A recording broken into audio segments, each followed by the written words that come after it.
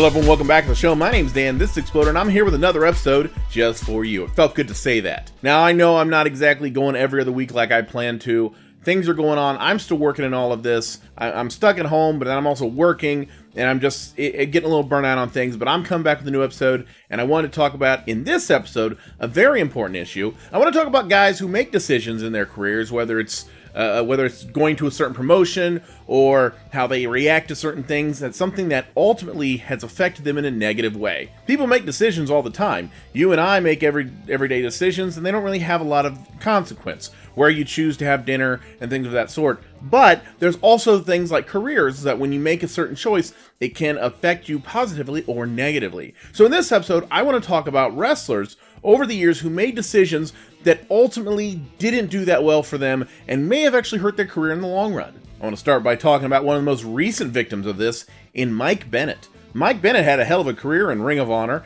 and Impact back when that meant something, and then decided that him and his wife were going to come to the WWE. Maria Kanellis would be a return for her, but for Mike, it'd be his first run.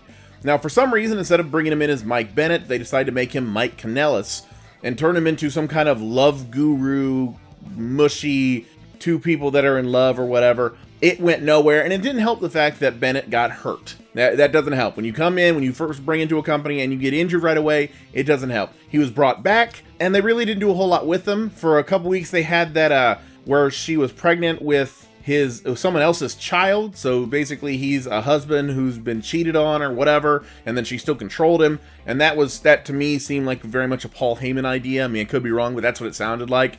And Bennett seemed to be making some decisions there, but I mean, he was doing okay, but then it just sort of fizzled out, and of course, both of them are now gone from the company. The decision to come to be, logically, if you think about it as a wrestling career, seems like the best idea. Hey, if you're going to go somewhere, you go to the WWE, you go to the biggest company out there, you go to the company, you go to make the most money. But for some guys, unfortunately, it's something that when you do, and it's something that just, you whether you do it intentionally or not, it's something that once you get shot in the foot, especially when you get shot in the foot right away, it's something that can negatively affect your business. It can affect you as a performer from then on out. Mike Bennett had a lot to gain by coming to WWE, but when he came in, and some would argue that he sort of diminished his star power by going to WWE, and that's very rare. It's very rare to somebody go to WWE and actually lose some of that star power. I mean, Adam Cole had that star power going in, and he went to WWE, and he's become a bigger star, and he's going to be a main roster guy, and he's going to do well.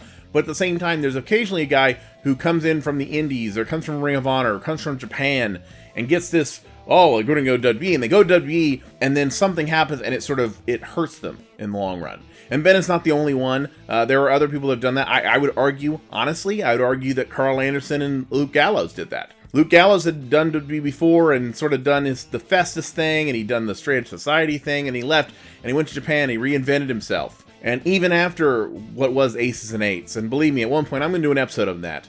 But when you talk about somebody like that, you know, he reinvented himself, and him and Carl Anderson created a tag team, and then that tag team came to WWE. And at first, they looked like they had a hell of a push. They had a great push going there. But the problem was, long term, I mean, if you look at, when it comes down to what they call Black Wednesday, who'd they release? In a clump of 30-something people, who'd they release? Carl Anderson and Luke Gallows. It didn't help them. I'm sure they made good money there. So if you're going to go for money, and I'm not saying they left for the money, what I'm saying is they were there and they made good money, and good for them. I'm not going to resent somebody who makes money. It's a business. Ultimately, wrestling's a business. So they made their money, and I'm sure they made a hell of a lot of money. But if you look at the star power, they're going to have to go back to Japan, or they're going to have to go to maybe AEW or somewhere, and they're going to have to rebuild a lot. Because right now, for someone who came in with all this talk about them being part of the Bullet Club and all these things, and all this history with guys like AJ Styles and Finn Balor and so on and so forth, when they came in, it was a big deal. When they left, it was almost like they were getting rid of a jobber team. They were getting rid of the Ascension. They were getting rid of, Zack Ryder. They were getting rid of Heath Slater. You know what I mean? So when you're lumped in, they were sort of, in a way, jobbed out. And that doesn't help your star power. So that's what Mike Bennett is in that boat. It's something where he had some momentum coming in. And then when he left, it didn't help the way he left. It didn't help the fact that they didn't do a whole lot with him. And sometimes someone going to a company is not necessarily something that affects their star power, but it's something that negatively impacts their career as a whole. In which case, I'm talking about Bret Hart going to WCW. Bret Hart is, for better or worse, a legend in professional wrestling. And I'm not saying he's bad, but I've had my opinions on him. I think he's a very old and bitter man, and a lot of things that come along with that kind of the way he views the business. But Bret Hart going to WCW, he was originally going to go in 1996, as the story goes, and he was negotiating with Eric Bischoff. Now, how far along they were in negotiation depends on who you ask. If you ask Bret, they were about to sign a deal. If you ask Bischoff, it was like, they sort of floated an idea, met in a bar, and then they screwed off their own different ways. But he was thinking about going in 96. He eventually re-signs with WWE, and then goes until the end of 97, when he signed a 20-year deal that WWE could not honor in any freaking way. But the whole thing was, the whole time, he's like, I'm going to WCW. And Vince McMahon said, as many people have said, including Bret, that Vince McMahon told him WCW wouldn't know what to do with a guy like Bret Hart. Now, that sounds like something a promoter's going to say. Of course, if you're trying to keep a top star, you're going to tell that guy pretty much anything to keep him, to try to dissuade them from going to the other guy. I'm sure Paul Heyman told a lot of ECW guys, and I will get to Paul Heyman, but I'm sure Paul Heyman told a lot of ECW guys that Vince McMahon wouldn't know what to do with the Taz. He was right. He wouldn't know what to do with the Sabu. He didn't even try. He wouldn't know what to do with a New Jack. Nobody knows what to do with New Jack, but I digress. I'm sure they're going to say that, but in this case, when you're talking about Vince McMahon, he's right. Vince McMahon was right, because when Bret Hart went to WCW, he went for a lot more money, and again, it's a business, can't blame him. He went because Vince McMahon screwed him out of the deal. I mean, he was going to sign the deal anyway, but Vince McMahon screwed him on the way out. There was no way he was ever going to come back, so Bret Hart sort of worked himself into this corner to where, okay, he's going to go to WCW, and he's going to retire in WCW, because there was nothing at that point. I mean, it took 12 years for them to reconcile even a little bit. For him to come back to WWE wasn't going to happen. So he worked himself to where he went to WCW. And the whole idea that Vince McMahon said, Eric Bischoff doesn't know how, he's right. Eric Bischoff had no idea how to book a Bret Hart. Now, I'm not Bret Hart's biggest fan. I'll be the first to admit it. What I am saying is he was still, at that time, the hottest free agent in the business. And I know that's something that, especially in the 90s, was thrown around a lot. Hell, they said it about Kurt Hennig after he was out of the business, out of the ring for like 4 years. And they come along, he's the hottest free agent, or this guy or that guy. Bret Hart, in December of 1997, was the hottest free agent in the wrestling business. Coming off of Montreal and debuting on WCW television, was the hottest his career would ever be. Period. And what do? They bring him back. Now, people say, he didn't wrestle at Starrcade. Well, what people also forget is he couldn't wrestle at Starrcade because he broke his hand punching Vince McMahon in the face. So he couldn't get cleared. So I understand him not wrestling. But what they did was they brought him in to referee Eric Bischoff, Larry Zbyszko. Which at that year, because Starrcade was the culmination of the booking year, theoretically, for WCW. This was, at that time, the third, maybe second biggest feud of that year, maybe, because the big one was Sting and Hogan. They've been building that for 18 months, but he's the referee in the announcer and the commissioner or president or whatever. It just doesn't make, to me, it doesn't make any sense to put him, someone who's that hot, to put him in that position. And from there, they didn't get any better. Okay, Bret Hart gets back in the ring. And then what? He's kind of in the NWO, but he's not. He's friends with Hogan, but he's also wrestling against him. It was this kind of thing that they didn't know what to do with him. Now, Eric Bischoff says, quite frankly, in honesty, that Bret wasn't there. He wasn't the same guy, especially after Montreal, and especially after the death of Owen Hart. Okay? And that's arguable. It could be true.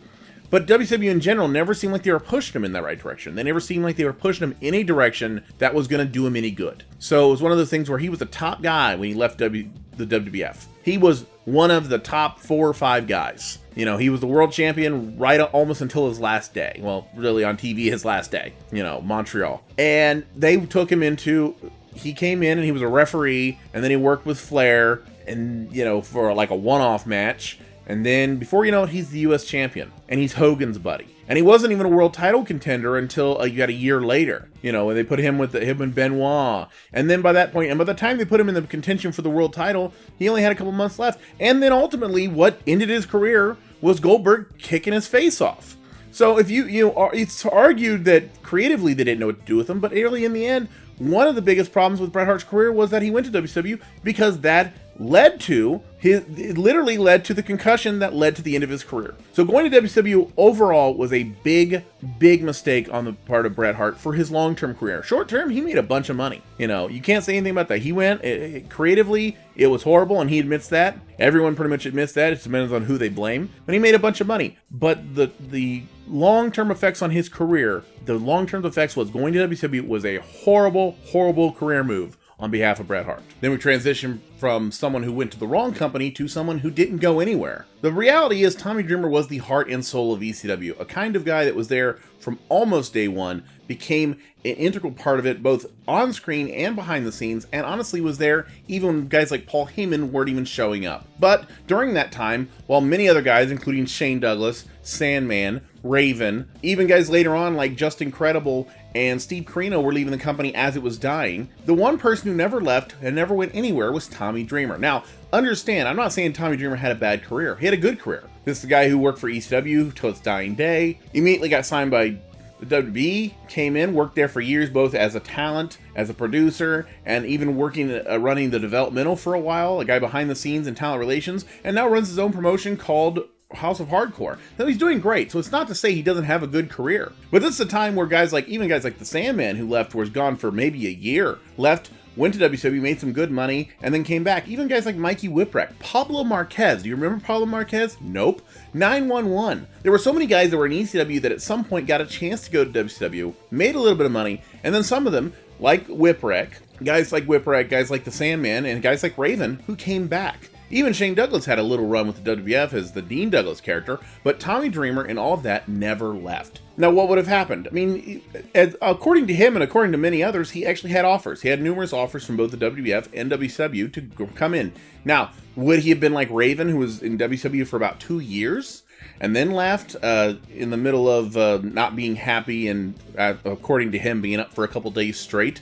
Maybe. What do you do like the Sandman, who was there, like I said, about a year, had a role in the hardcore division, and then got cut when the time came to cut people down. And that's what happened. So even if that was the case, I guarantee the Sandman made a bunch of money there, even for that year he was there. Mikey Whipwreck made some good money for that time he was there. So that could have been Tommy Dreamer's spot. And then, like Raven, like Sandman, like Whipwreck, like Shane Douglas, like all the others, he could have easily turned right back around and come back to ECW. And it was one thing in the middle of it not to do it. And then in 1999, when guys like Taz and the Dudley Boys are leaving, again, the one guy that was there was Tommy Dreamer. Now, I'm not going to talk about loyalty. I loved ECW. I loved Tommy Dreamer. He was a stalwart, and I'm not saying it was a bad thing. But if you want to talk about longevity or the longevity of your career, or in all honesty, even if you want to talk business, I'm making a lot of money. Tommy Dreamer could have made a lot more money elsewhere, even for a year, maybe a year and a half, and then come back to ECW. His story would have been different. His story in ECW would have been different because he wouldn't have been the guy who never left, like Sting. Sting never left WCW,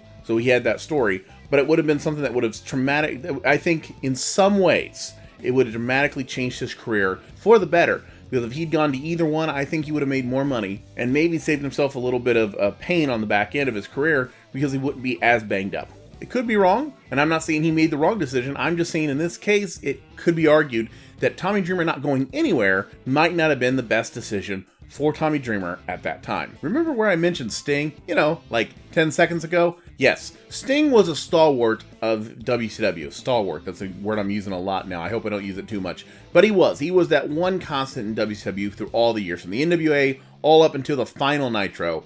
The one thing you could count on was Sting. Even guys like Tully Blanchard, Arn Anderson, Ric Flair, Sid Vicious, Lex Luger, all of those guys left to go to the WWF and then came back. And one thing, the one guy you could always count on to always be there from the beginning to literally the end was Sting. Now, one thing about Sting's story is very much like Tommy Dreamer's in a different way with except for there was more face paint and flat tops. The point is, Sting was the one guy you always saw in WCW. And I'm not here to argue that he should have gone anywhere, because quite frankly, Sting at that time worked perfect for WCW throughout the years. He modified his character over time to be what they needed him to be. When the hair, the flat top and the face paint was going out there, he grew his hair a little longer. When that was sort of done, he became the Crow Sting, and he changed over the years. So I'm not saying he should have left, The mistake Sting made years later, years after WWE closed, years after he had done a pretty, quite frankly, sweet deal with TNA, his biggest mistake, his biggest career-ending mistake, was going to the WWE after all those years. Sting signing with the WWE seemed like a big deal. Now, of course, in my opinion, I think it was about 10 years too late. I mean, there was a time where he signed in TNA in, 2004?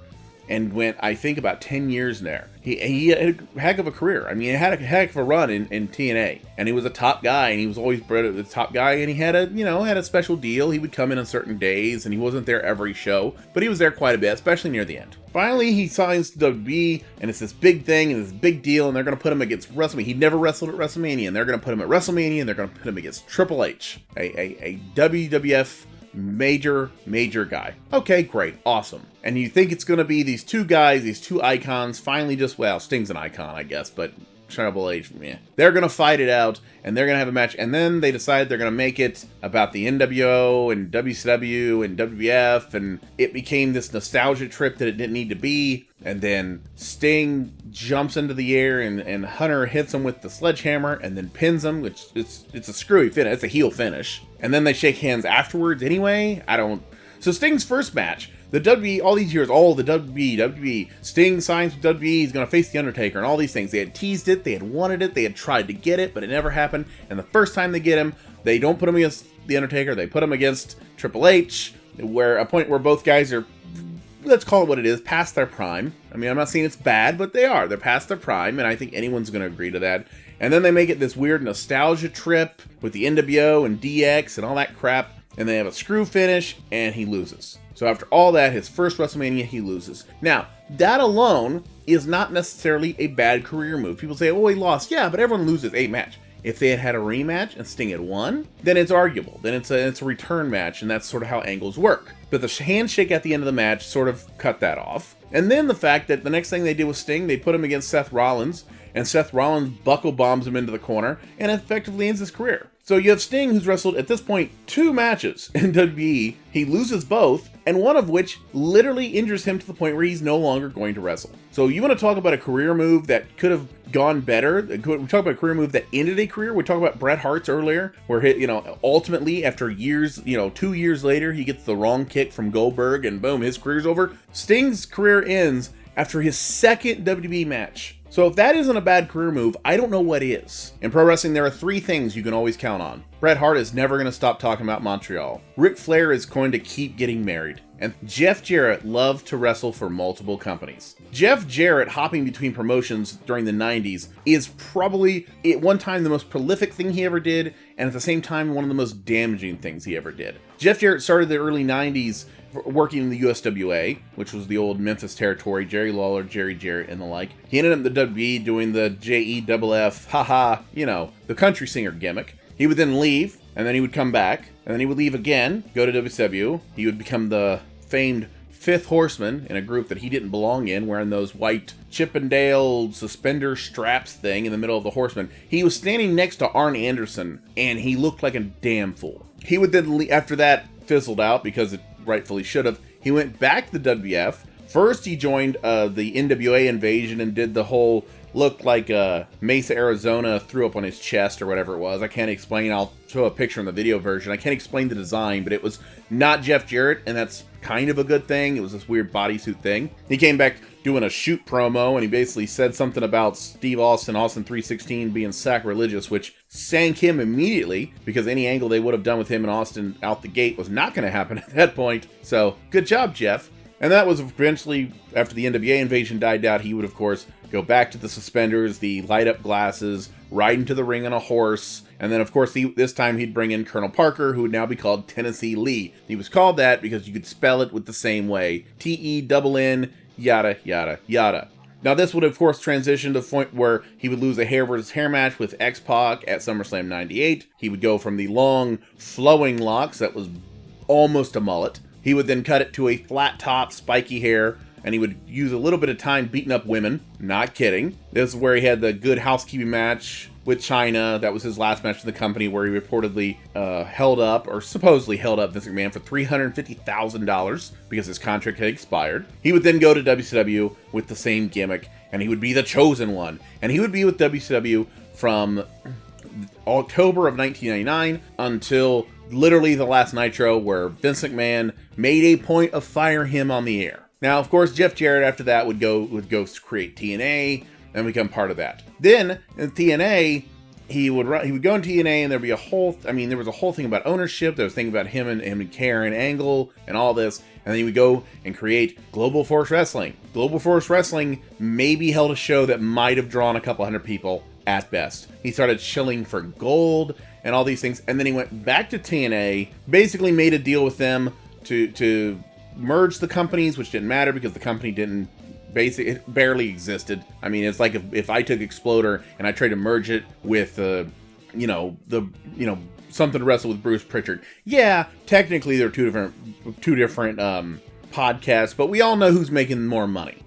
Them, because they're making any money. But I digress. He would do it, then he would leave again, and Panda Energy would buy out his percentage, and then he ended up in the WWE Hall of Fame, and now he's an agent for him. The one thing about Jeff Jarrett was he was always moving around, so you could say he always had a job, and that's true. But if you also look at him, he was a basic mid-card guy, and WCW at the end made him a main event guy. They did their best to make him a top guy, and I'm not gonna, to repeat, he broke a bunch of guitars, but as far as a top guy, I don't think anyone bought Jeff Jarrett as a top guy, even when he went to TNA, his own company, won the NWA title, and it was him, Raven, AJ Styles, Abyss. That was like the main event scene for a long time. At the same time, I don't think anyone ever bought him as a top guy.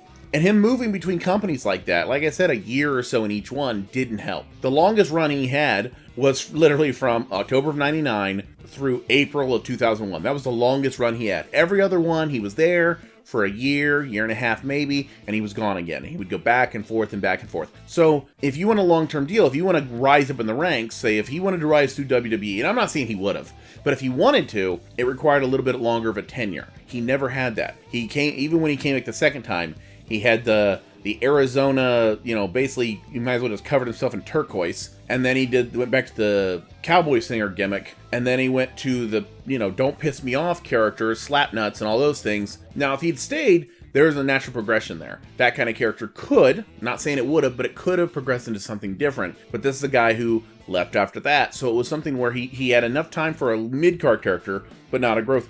Not a character that growed. If you talk about Edge progressed from 1997 up till his retirement in 2010. I mean, if you look at that progression, what did you see during that? You saw a progression of that character because he had time to grow that character. Every time Jeff Jarrett went to a new company, regardless of the fact that he was Jeff Jarrett or what he thought of himself, he was starting over. A mid-card guy who goes to a new promotion starting over, straight up. So when he went to WCW, even when he went back to WCW the second time, he'd started over. He was basically a new character. He was starting over in the mid-card, and he never had the time to build that. Now, they threw him into the main event, but again, I don't think anyone ever bought it. If he had stayed at one company, and he'd progressed over the years, could he have been a top guy? I think in WCW especially. Could he have been a top guy and viewed as such? Sure. Scott Steiner was. Scott Steiner was a guy who progressed over the years and became Big Papa Pump. Jeff Jarrett sort of would leave and come back and leave and come back and so on and so forth. So that's part of why I don't think everyone saw him as a top guy. So maybe his juggling back and forth, that's probably something that ultimately hurt his career. But what about career moves that effectively shorten the period of time where someone has to be in the ring and doesn't end their career necessarily, but changes it for the worse?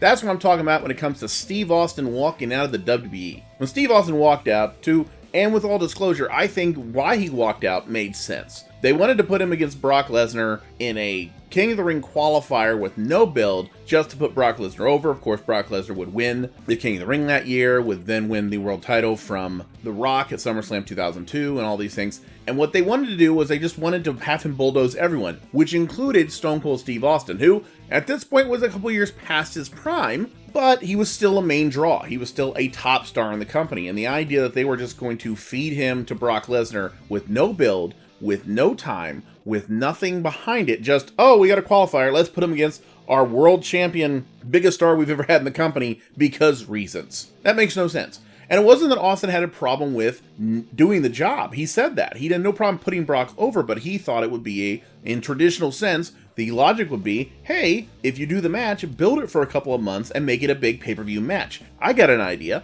Why not? This just me spitballing here. This is me talking, of course. But why not have him beat some other schlub, go into the King of the Ring, have him win the King of the Ring, have him go against The Rock, have him beat The Rock at SummerSlam, and then at Survivor Series, or heck, even the Royal Rumble. How about have Brock Lesnar, the new world champion, then beat Steve Austin after a build-up program? That would put him over. But they disagreed. They just wanted to throw it on TV. Steve Austin disagreed, and he left. Now, of course, this is just a disagreement. These things happen. Guys have problems with the boss. They leave. They come back. Yada, yada, yada. But what happened was he left. He was, you know, they were doing the Confidential show at the time. So they basically just went into it. They told us, shoot, here's what happened. He left. He's not coming back. I remember they did the Raw anniversary, and they did the biggest superstar in Raw's history, and it was Steve Austin, and Vince McMahon came out and accepted the award and said Steve Austin's not here, and he wasn't here because he wasn't invited. You know, that was that big screw you. They started talking, and he came back, and Austin would come back and get a last ride, and he would go to WrestleMania and face The Rock, and he would, for the first time, lose to The Rock at WrestleMania, and that would be Steve Austin's final match. But this is and it was a neck injury, and that, you know, you can't do anything about that. His neck was so screwed up, it was time for him to go. But remember, the time that he walked off, this is a period of time where, not that he wasn't the focus of the company at that point. His star power had diminished a bit because he wasn't the top guy. The Rock was still the champion, but Rock was going to Hollywood. Everyone knew it. Brock Lesnar was the next big thing, literally. Triple H was still kicking around. You know, there was this new generation of guys that were coming up, but Steve Austin was still there. Steve Austin still had a little bit of gas in the tank. Again, which is why I also think a program with Brock in that way, in a build-up situation, would have made more sense. He would have put the guy over on what was essentially his ride out. But he would come back. But think of the time from the time he walked out to the time they brought him back and the time he had that match with at WrestleMania, the time that was lost there, where Steve Austin sat at home and was not part of the WWE machine, was not on television, was just not there. He was a memory. So what was basically the end of Steve Austin's career, months and months of the end of Steve Austin's career, were just gone. They were done. There was not a time where he could capitalize on this time. It'd be like right now, if The Undertaker had a big disagreement and went away, and didn't just go away for a month or 6 months or a year, you know, be at the next WrestleMania. He went away for 2 years. And then he came back, and then he did like one more match. And then that was it. Think of the time you would have missed of the end of the guy's career. That's what happened there. Steve Austin, the biggest star that WWE ever had, and how many remaining months basically of his entire wrestling career, and how many of them were sitting at home because of a disagreement over creative like that. So ultimately, and Steve Austin himself has said, it was a bad career move. It was a bad career, but he made the wrong decisions there to walk out. He had the right reasons, he had the right motivations, and I think in the situation the WWF was wrong. But Steve Austin leaving so much on the table, and so much of that time, what would essentially be his last year in the wrestling business, for so much of that to be spent at home in Texas instead of in a WWE ring, that was ultimately a bad decision on his part. Conversely, there's also the guys that, quite frankly, they don't know when to actually give it up. And I hate to say this because I'm a big fan, but Mick Foley's never-ending retirement is one of those situations of a guy who just doesn't know when to actually retire. Mick Foley originally, according to his own book, planned to retire at the end of 1999, when he realized he wasn't physically able to do what he needed to do in matches with The Rock. He was planning to do this whole thing. He was going to do it in Florida, The Rock's hometown, and Mick wanted to go out as the heel. He wanted to go out as the heel, get the babyface Rock in The Rock's hometown, and make it a big deal, and that'd be his final match, and he'd ride off into a sunset. That got pushed back a little bit, and then it was supposed to be at where it was, ostensibly, it was at No Way Out in the year 2000, when he had a Hell in a Cell match with Triple H. Now, this is, of course, setting up to WrestleMania that year, and so theoretically, the idea was that Triple H was going to go into the main event at WrestleMania. He was really on a rise at the time, and he was going to be the next guy, and he would win the belt at that show. And Mick Foley was going to be that retirement match, and then he was going to go on his way. Rock was going to go against Big Show, and that was going to lead, and everything was going to lead to WrestleMania, and Mick Foley's retirement would be in February, and that would just be the step, and then they'd go on to the WrestleMania. Well, then something happened, as it often does. They have the match, he retires, then the WWE comes calling. Vince McMahon calls Mick Foley and says, we want to do a four-way, and we want a McMahon in every corner, and Linda McMahon's pick supposedly was going to be Mick Foley. And Mick Foley says, logically, well, I just had my retirement match last month. That doesn't make any sense.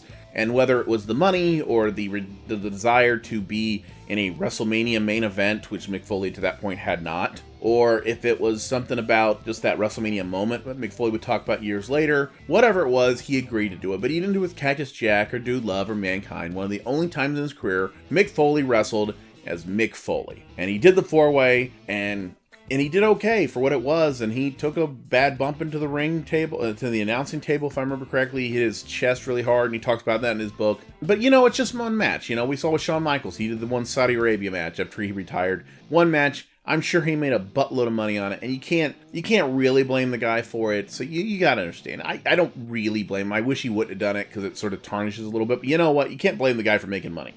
So he retired in February, and he does this match in March. Well, it's just one match, right? Just one match. He's officially retired, and Mick Foley's retired. Well, that's fine, and it was true. WrestleMania 2000, which was 16, he didn't wrestle. He didn't wrestle again until he wrestled again. And then he would go WrestleMania 20, he would team with The Rock and face Evolution, Ric Flair, Randy Orton, and Dave Bautista. Okay, well, it's WrestleMania. It's a 3-on-2 thing, fine. And then he wrestled again against Randy Orton in a hardcore match, which again, good match, right? And then he'd wrestle a couple years later against Edge in a hardcore match. And then he'd wrestle again in a tag team match at One Night Stand 2006. And then he would go and wrestle for TNA for a while. This is a guy who retired officially in 2000, but he kept going and he kept going and he kept going and he kept going. And it wasn't a retirement anymore. At that point, it wasn't a retirement. It was just a guy.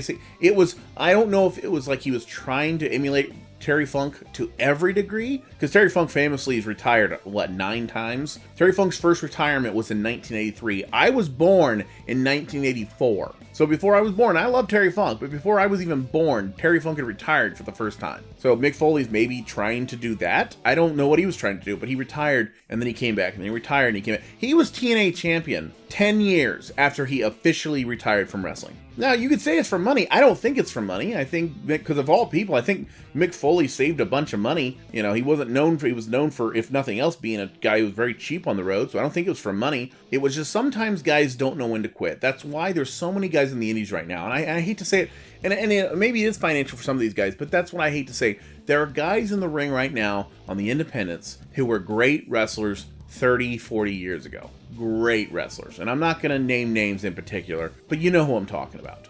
And there's nothing wrong with them, and they're good guys, and they mean well, but there are guys that literally wrestled almost until they died. Nikolai Volkov is a good example. Nikolai Volkov was on the indies, literally, I'm not saying the day before, but he was up there, he was on the indies, within months, if not, a couple, if not a year before he died.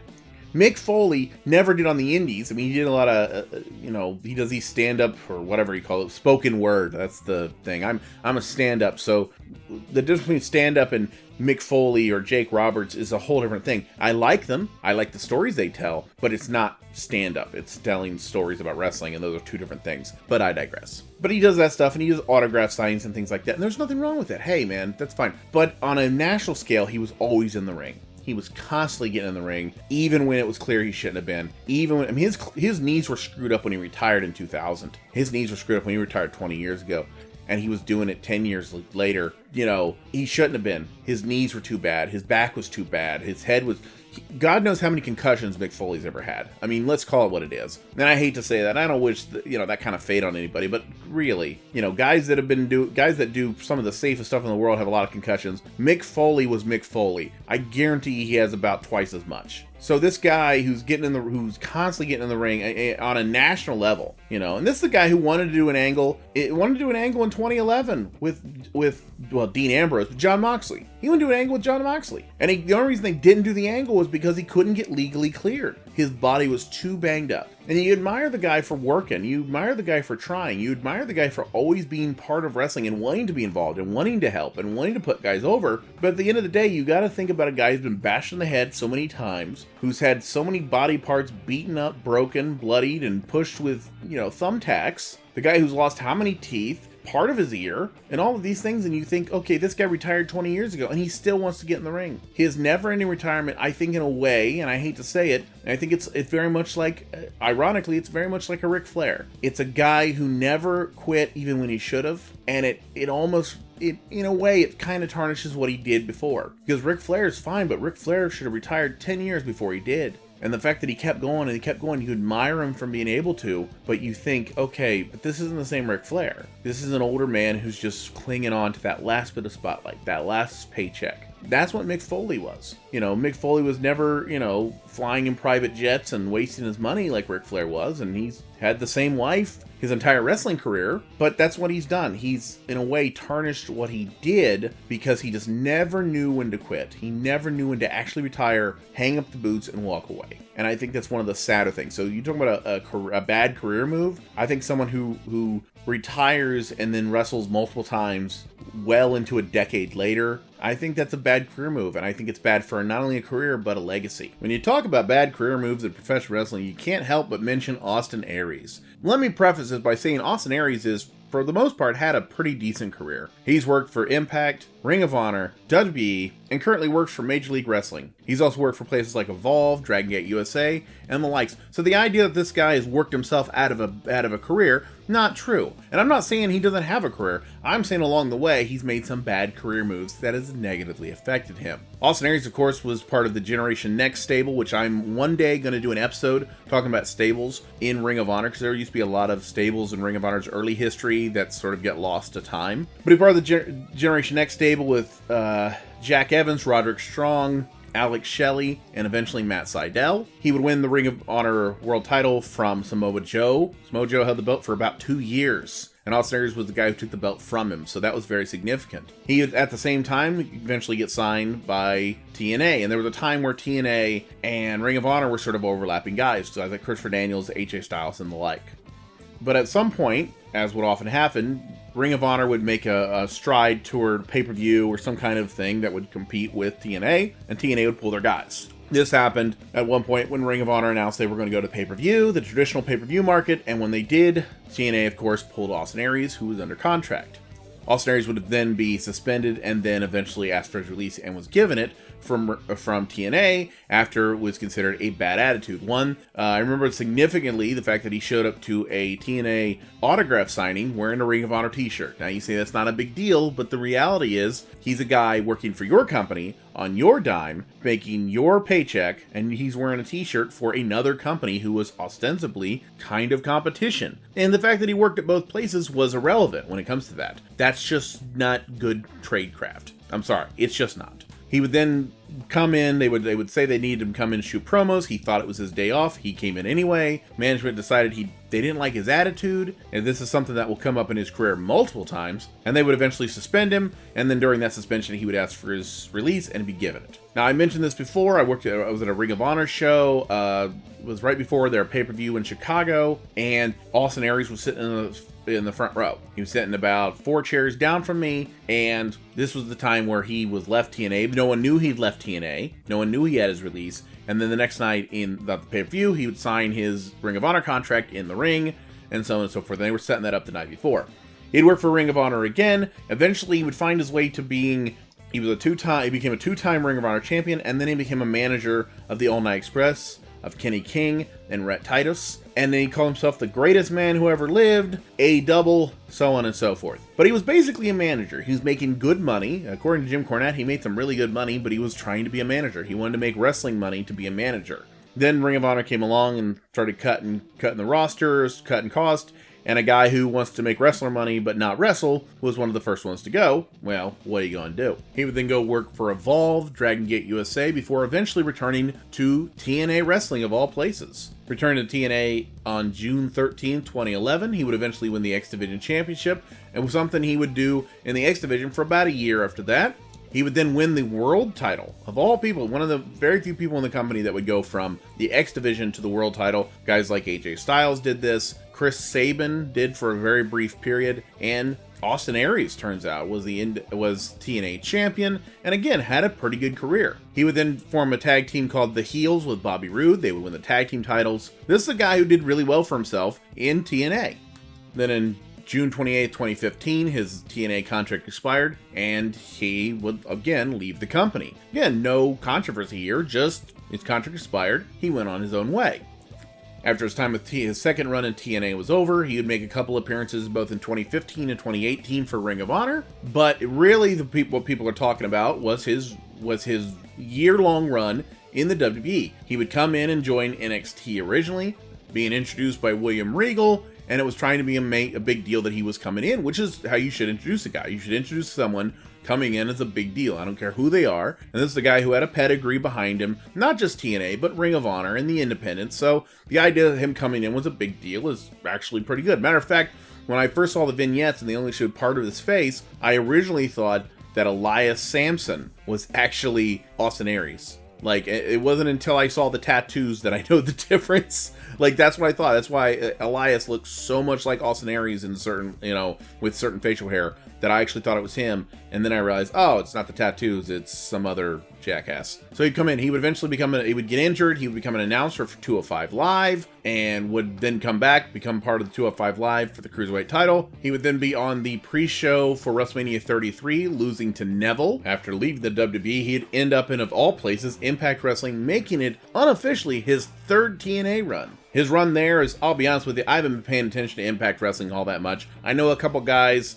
sort of loosely that work there, and like I said, I don't have any ill will toward the company. I just haven't paid attention in a long time. His run there was, I don't know if it was good or bad, it was sort of there, but it's punctuated by how he left the company. He had a match with Johnny Impact, Johnny insert last name, for the world title at Bound for Glory 2018. It was punctuated by the fact that after the match was over, he immediately got up, flipped off the crowd, and Don Callis, who at that point had been brought in to not only be like the creative for the company, but also be an announcer, and it was a work or a shoot, I don't know. Some people say it was Aries had a concussion, some people said it was an angle that they didn't clear with management, the company that just bought Impact. Some people say it was a shoot, I don't know. All I know is that it was his last appearance in Impact. So whatever it was trying to be, or whatever they thought it was going to be, it didn't become that, because he never returned to Impact. So he now works for Major League Wrestling, and again, he hasn't been fired from there yet, so that's good, But I mean, if you're talking about a guy who had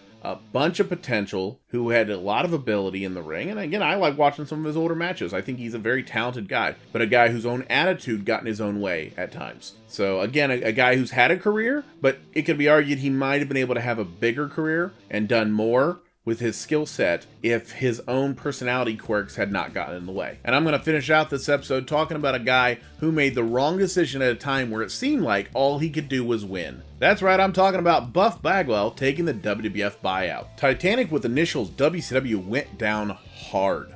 I mean, very, very hard. But there were a couple of guys had what would essentially be lifeboats. A handful of guys worked for WCW were on Time Warner contracts that upon the sale of WCW, they could either take the buyout, the WWE would come in and pay them a percentage, how much on the dollar or whatever it is, pay them X amount, and then sign them to a new contract to their company. Or they could, like many of the top stars did, simply collect the Time Warner checks guaranteed for a year and wait out their time, and then later go to the WWE. Scott Steiner did this, and it was the best time for him because he had a bad back. So he set out for a year to let himself heal without having to work full time. Kevin Nash did this, Ric Flair did this, Rey Mysterio did this. There were 3 guys who took the buyout. Those 3 buyouts were Booker T, Diamond Dallas Page, and Buff Bagwell. And believe me, I will get to Diamond Dallas Page too.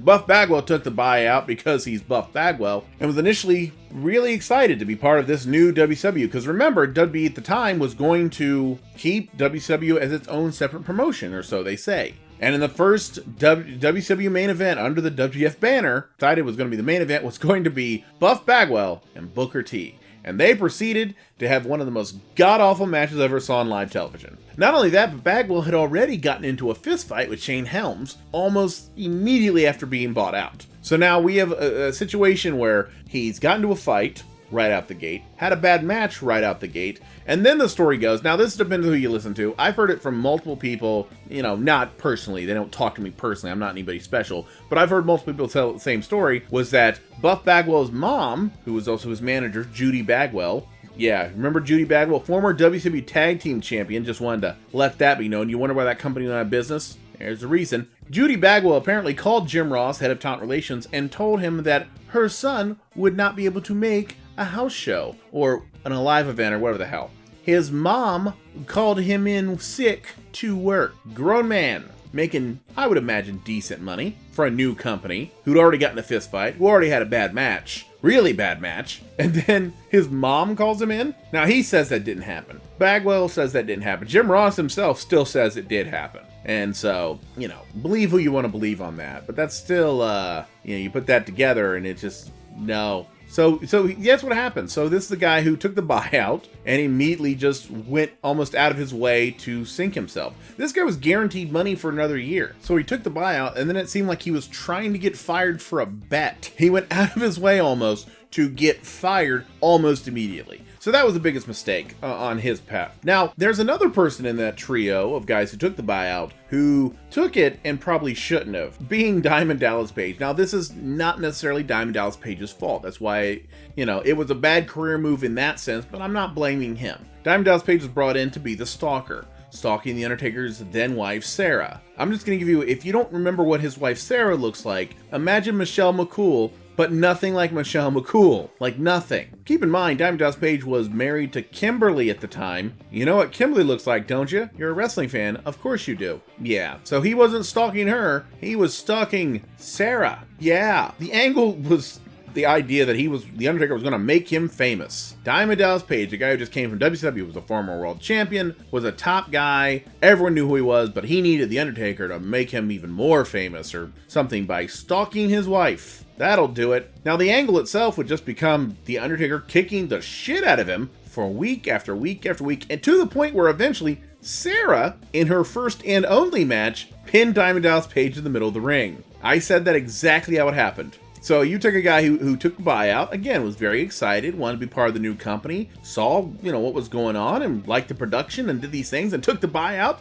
and then was buried. Oh, he was buried so bad. Now, Bagwell's case, he was a bad career move because Bagwell acted like Buff Bagwell. And quite frankly, that's why Buff Bagwell went through every fly-by-night, WWA, this, that, and the other, every little promotion that wanted to be the next big thing but didn't have the ability to do so, and now he's a male escort because of course he is. Diamond Dallas Page, on the other hand, did everything right. He worked hard, he meant well, he was Diamond Dallas Page, he was positive, he was positively Page, but it just didn't work out for him. He would be at the company for 2 more years, but honestly, his highest profile angle would be that angle where he got the crap knocked out of him by The Undertaker for a few months. That ended when he lost a tag title cage match after Kanyon just left. He just left the cage.